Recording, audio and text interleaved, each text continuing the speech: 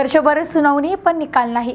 याबाबत तहसीलदारांच्या दिरंगाई विरोधात सरपंचांनी गुरमेंढरासह आंदोलन केले। तर या आंदोलनामुळे तहसील कार्यालयात एकच गोंधळ उडालाय। अहिल्यानगर तालुक्यातील चिचोंडी पाटील या गावातील सरोदे कुटुंबियांची 51 गुंठे जमिनीच्या वादाबाबत गेल्या वर्षभरपासून अहिल्यानगर तहसीलदार यांच्या समोर सुनावणी सुरू आहे। सर्व पुरावे सादर करून आणि सुनावणी होऊन देखील तहसीलदार निकाल देत नसल्याने संबंधित सरोदे कुटुंबियांनी चिचोंडी पाटील येथील सरपंच शरद पवार यांच्यासोबत गुरमेंढरासह तहसील कार्यालयात घुसून ठिय्या आंदोलन केले। मेंढर गुरं घेऊन तहसील कार्यालयात आंदोलन करण्यात आल्याने एकच गोंधळ उडाला होता। चिचोंडी पाटील येथे सरोदे कुटुंबियांची 51 गुंठे जमीन आहे, मात्र काहींनी खोट्या कागदपत्राद्वारे ती जमीन बळकावल्याचा आरोप आहे।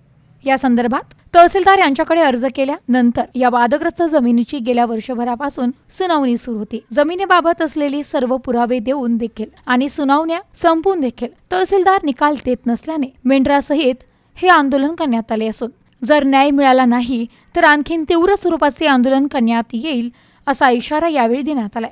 आज मोजे चिचोंडी पाटील तालुका जिल्हा अहिल्यानगर येथे चिचोंडी पाटील येथील कौसाबाई मारुती सरोदे या धनगर समाजातील या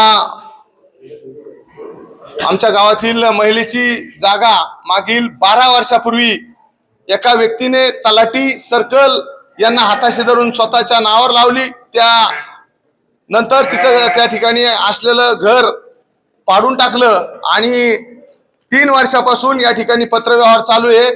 8 महिन्यापासून तहसीलदार साहेबांसमोर सुनावणी झाली आणि 2 महिन्यापासून सदर केस या ठिकाणी निकालावर बंद केली, तरी सुद्धा तहसीलदार साहेब या ठिकाणी निकाल देत नाही। त्यामुळे आज कौसाबाई सरोदे, सूर्यवान सरोदे आणि सरोदे परिवार आणि आमचे गावातील पदाधिकारी या ठिकाणी त्यांचा या ठिकाणी आंदोलन केलेलं आहे आणि हे आंदोलन जोपर्यंत तहसीलदार साहेब न्याय देत नाही तोपर्यंत आम्ही आंदोलन या ठिकाणी सोडणार नाहीत। निश्चितच जे गेल्या 2 महिन्यापासून निकाल राखून ठेवलेला आहे, निकालावर प्रत्येक वेळेस सांगण्यात येतो आता निकाल देतो पण तारीख पे तारीख करून या ठिकाणी निकाल देत नाही। निश्चितच याच्यामध्ये राजकीय मंडळींनी हस्तक्षेप करून या माऊलीची 51 गुंठे जमीन लुटण्याचं काम या ठिकाणी केलेलं आहे। प्रतिनिधी अनिकेत गवळी, न्यूज टुडे 24, अहिल्यानगर।